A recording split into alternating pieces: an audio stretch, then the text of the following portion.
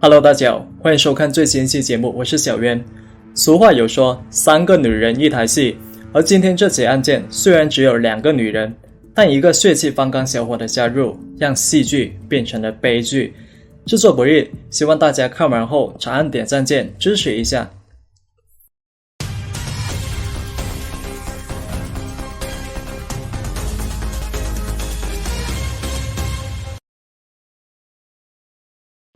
事情呢发生在美国阿拉巴马州的奥本市。2020年10月24号当晚，当地警局接到了报警。电话中，一个年轻小伙大声说道：“我杀了他们，我刚才杀了我的房东。”听到小伙如此激动，接线员呢一边让他保持冷静，一边通知警员马上前往案发地。来到案发楼房，探员一开大门，就看到了一个年轻小伙瘫坐在房门旁边。房门的内侧和地上更是布满了大片的黑紫色血迹。与此同时，客厅的地上还躺着一男一女，身边呢也有大片的血迹。2个小孩子更是蹲在他们旁边嚎啕大哭。短短几秒后，探员就举枪示警，为房门旁的小伙戴上手铐，并将其带上警车。随着救护车急促的鸣笛声，社区的宁静呢被彻底的打破。看着被抬上救护车的伤者，邻居们议论纷纷，他们怎么也不敢相信会发生这样的惨案。邻居告诉警方，在案发前的10几分钟，他们听到隔壁邻居门口似乎有人在大声喊叫。当他们出来查看状况时，喊叫的人呢已经不在门口了。警方就调取了案发房屋的监控，发现喊叫的人正是刚才报警的21岁小伙王卓斌。在正门敲门喊叫无人应答后，他就绕到了房屋后面，翻进了1楼，然后直接用刀刺伤了这栋楼房的主人吴珍珍以及她的丈夫宣丽君。2人被送往医院后，宣丽君呢因为伤势过重不幸身亡，而他的妻子吴珍珍虽然抢回了一条命，但伤势呢依然非常严重。根据资料，这对房东夫妇呢来自中国。男人宣丽君呢是计算流体力学的专家，此前在北京大学获得了博士学位。毕业后呢就来到了美国奥本大学，从事博士后的工作。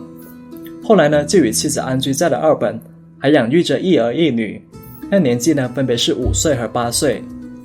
而凶手王卓斌呢同样来自中国，是一位留学生。这3人之间究竟发生了什么事情？为何一个20出头的年轻小伙要对自己的房东痛下如此杀手？事情呢还得从前几个月前说起。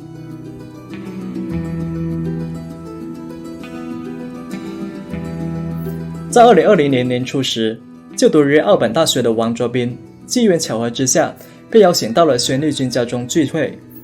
饭桌上，王卓斌呢就无意说出自己想换房的事情。吴珍珍听到后，她表示自己楼上呢刚好有房间，如果你不介意的话可以搬进来。考虑到吴珍珍的房子很新，周边的配套呢也很齐全，再加上宣丽君呢也算是自己的半个学长，所以王卓斌呢很快就答应了吴珍珍。按照双方的约定，房租呢是$600一个月。到了2020年5月，王卓斌准备搬入吴珍珍家中时，美国的疫情呢变得越发严重。为了不让家人受到影响，吴珍珍呢就发信息给王卓斌，向他确认是否真的想租自己的房子。如果要租的话呢，就得在2楼隔离2个星期。吴珍珍解释说，自己之所以这么做，那完全是没办法的事情。其一呢，是因为1楼的租客要11月才搬走；其二呢，是因为疫情原因。第2天早上吴珍珍又补发了消息，她称隔离的这2个星期呢，自己会负责烹饪，不会另外收费。听到隔离的这个要求王卓斌有点难受。因为自从2018年来美国之后，他就没有回过大陆。但最终呢，他还是接受了吴珍珍隔离的要求，并且询问他隔离期间呢能否下楼活动。毕竟要在一个房间里待上半个月，他会非常的压抑。可这个想法却被直接拒绝了。吴珍珍说，国内的隔离呢也是待在一个房间里，一样不能在走廊里活动。那加上我们带着2个孩子，他们的抵抗力也比较弱，那所以为了安全呢，还是希望你能够忍耐一下。可是住进来的第一天呢，王卓斌就有点生气了，因为他住的房间呢，白天被阳光直射，那加上没有开冷气，所以温度呢，在白天的时候最高达到了31度，那待在里面就感觉像是在泡桑拿。那泡桑拿还不要紧，那关键呢还得泡上半个月。那想到吴真真说过那楼上不会很热的话语，那王卓斌那心里是越想越气。那所以第二天他就向吴真真诉苦，他说自己的房间太热了，能不能开冷气。那不料吴真真直接拒绝了他。那吴真真解释说，因为家里装的是中央空调，那你那个房间一开冷气，那空气就会流通到我们楼下，那就相当于没有隔离一样。那为了安抚王卓斌，吴真真呢就给他拿了2台电风扇。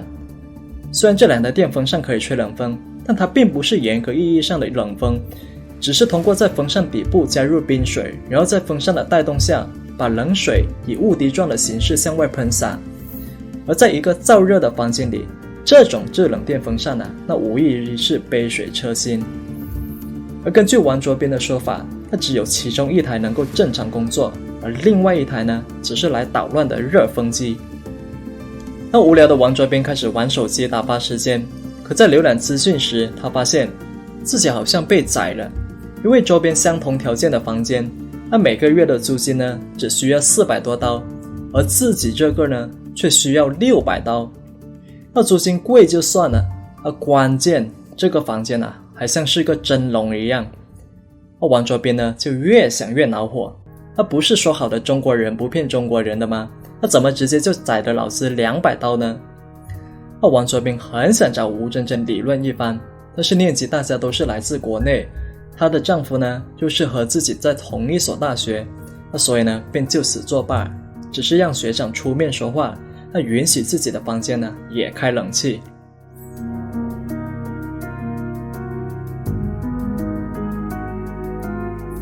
那虽然刚入住就碰上了这些事情，但是好在最后还是解决了问题。然而仅仅过了10天后，新问题又出现了，因为王卓斌卧室里的床塌了，按照吴真真的要求，他得赔偿700美元，就相当于1个月的房租。王卓斌觉得很不可思议，他掀开床垫查看，他发现木床原本就存在问题，那连接处呢本身就有很多明显的脱落，那根本就不是自己造成的。那自己168斤的体重，那对于木床来说根本就是小重量，那再加上自己是1个人睡，那也没有进行过一些激烈的运动，那所以损坏的责任不在自己。而为了说服吴真真，王卓斌呢还上亚马逊逛了一圈，上面同样的木床售价呢才100多美元，而且床垫也没坏，要我赔偿这么多钱，我实在不能接受。那看到王卓斌态度如此恶劣，那吴真真呢就把这事情告知了他的父母。你家儿子弄坏别人的东西，怎么还这个态度？而父母获悉后呢，便直接致电给王卓斌。而我们不知道王卓斌的父母到底有没有给他儿子一个解释的机会，但可以确定的是，王卓斌呢因为这件事情和他的父母大吵了一架，他非常的气愤，一人做事一人当，我们之间的事情我们自己解决就行了，那你为什么非得打电话给我的父母呢？而就这样，王卓斌终于熬过了2周的隔离。那趁着不错的天气，他走出门外到马路上散步，自由的感觉真好。然而就是自己的这一溜达，回到家后又遭到了吴真真的不满。吴真真告诉王卓斌，你以后散步呢不要往马路上走，往下面的树林里走，邻居看到你戴着口罩会很害怕的。那听到这话，王卓斌马上就一肚子火。而在后来的一段时间，因为疫情的影响，王卓斌呢就开始在公寓里做饭，而结果吴真真呢却总喜欢在背后唠叨，比如说我们家一天只做1顿饭的，又或者是说水电费很贵之类的话语，这让王卓斌好好的一顿饭硬是吃出了火药的味道。在入住不到1个月后，王卓斌决定搬走，可吴真真呢却以合同上的租期是1年为由，要求王卓斌赔偿1年的房租，也就是7000多美元。那根据美国租房的默认规则，那因为王卓斌签的租房时间是1年，那所以就算他没住满1年，他也需要向房东支付1年的房租。那除非呢帮房东找到后续的租客，那也就是我们常说的转租。可是在经历了这么多摩擦之后，那王卓斌那根本就不愿意主动帮他找下一任租客。那其一呢是不想助纣为虐，那其二呢是不想祸害他人。而吴真真呢也不可能会为王卓斌写求助的推荐信。而僵持不下之际，而王卓斌呢没有选择向当地的小儿法庭维权，而是直接把事情曝光在了网上。你不让我好过，那我也不让你好过。而在知道王卓斌将事情曝光在网上后那吴真真呢随后也加入了口水战。吴真真表示自己没有主动邀请王卓斌住进来，是王卓斌在自己家参加了春节聚会之后主动发消息给自己，说想租自己房子的单间。而至于隔离这件事是因为当时美国疫情的确很严重，那也的确是自己先提出了隔离的要求，但是呢最后王卓斌同意了。那既然同意了，那就得按照隔离的要求来。听到他说楼上很热，自己就为他买了玻璃贴纸，而且是单价50美元，可以过滤掉紫外线的那一种。同时呢还给了他2把电风扇，可他还是嫌热，甚至还拒绝在玻璃上贴膜。他说贴上之后感觉是像在住监狱。而最后呢自己不得不冒着全家被感染的风险，给他开了中央空调。而另外在床架这件事情上，是自己和丈夫修好了床架，然后吴卓斌主动询问是否需要赔偿，所以呢最后才以100多刀了结。自己从头到尾就没说过要他赔700刀，可王卓斌呢直接否认了吴真真的这个说法。那总之吴真真和王卓斌的情况呢就是你一句我一句，在网络上呢吵得不可开交。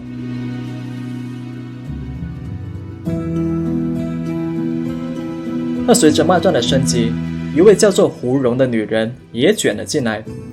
而在二本大学的一个学者群中，那吴真真呢就直接对着这个胡蓉大爆粗口。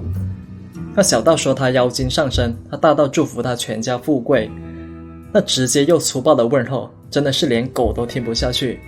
那群里骂完之后呢，吴真真又在微信朋友圈爆料，他说胡蓉这个人是小三上位，靠着自己有几分姿色，把原配逼到了净身出户。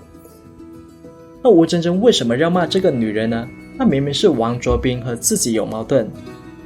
那原来这2个女人之间呢，在早前因为一些事情发生过了一些矛盾，而这次胡蓉就是看到吴真真与别人有冲突，所以呢才趁机煽风点火，还一直给气头上的王卓斌出馊主意。而在胡蓉的带头示范下，有人呢就专门创建了一个大群，在里面曝光了与吴真真的经济纠纷。例如明明是自己不小心开车发生刮蹭，却把责任归咎于租客停车位置不对，又或者是经常向租客的家长室友打小报告等等。但是呢群里也有人表示吴真真这个人很不错，那总之就是乱成一锅粥。那说到这里，有人会问那整件事情中，难道吴真真的丈夫玄立军就一点都不知情吗？那其实并非如此。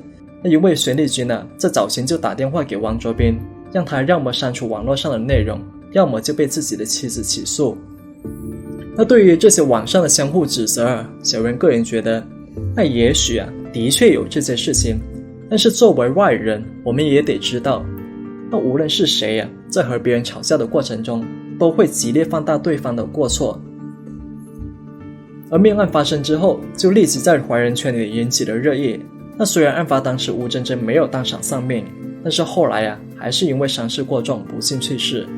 而王卓斌呢也被逮捕入狱，以谋杀罪等罪名被检方起诉，那包括在不满14岁孩子面前谋杀等等。那随着吴真真的去世，他的罪名呢更是上升到了6项。目前的案件的审判依旧在进行中。如果多项罪名成立的话，那王卓斌很可能会被判处死刑，成为该州第一个被判死刑的中国人。那其实关于租房这事情小云我也有过很多经历。例如之前有一次，房东的亲戚打电话给我，说我房间的水费很夸张，是不是冲水的开关没关好？那我回去一看，还真的是。可是到发现的时候已经流了大半天的水。那流了大半天还不算什么，那关键呢是我那里的水压特别好，那这就尴尬了。而月尾的时候，房东他亲戚一算，哎呀，那水费的数字我至今还记得。那看到这个数字呢，我就跟房东亲戚理论，我跟他说，那我作为租客，我不可能会故意破坏马桶冲水的开关，这是你们本身设备的问题，所以呢，这笔钱不应该是我来承担。而结果你猜房东他亲戚怎么说？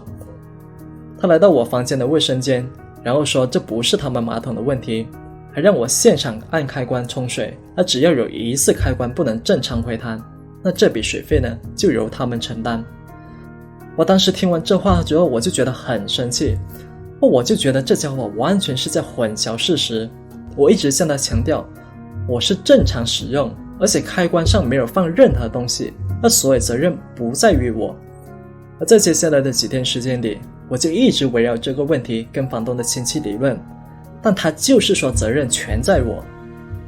那其实我原本是很介意这件事情的，不过呢，因为当时手头事情比较多，所以一忙起来呢就没太在意。那后来房东回来了解情况之后，就同意双方各自承担一半的责任。其实我觉得不但是我，王卓斌亦是如此。我觉得他真正在意的不是这几百块钱或者这几千块钱，是这个事情到底是不是这个理。那明明做错的不是我，那为什么让我来承担全部责任，是吧？那换作是东方人内敛的性格，那还算好。那要是放到一些比较激进的人身上他们随时会拿枪给你来个10几秒的扫射。而对于王卓斌和吴真真，那小云其实非常理解，但是呢，我不赞同他们的做法。那作为一个需要照顾上老下小的家庭主妇，那吴真真深知柴米油盐酱醋茶的意义。那作为一个黄种人，他怕自己无法融入美利坚，这才让王卓斌散步时不要被邻居看到。可他却犯了一个极大的错误，那就是把自己的精打细算过多的建立在别人身上。而千里迢迢来到异乡求学的王卓斌，他面对陌生甚至歧视，他需要亲人的支持或者是友谊的鼓舞。可不料好巧不巧碰上了吴真真和吴荣，一个呢把他当瓤仔，一个呢把他当枪使。那每个人呢其实都会有不同的毛病，那如果这些毛病不小心被串在一起，那就可能会引发一场悲剧。那记住一句话，一时冲动一时爽，爽完直接火葬场。我是小渊，我们下期再见。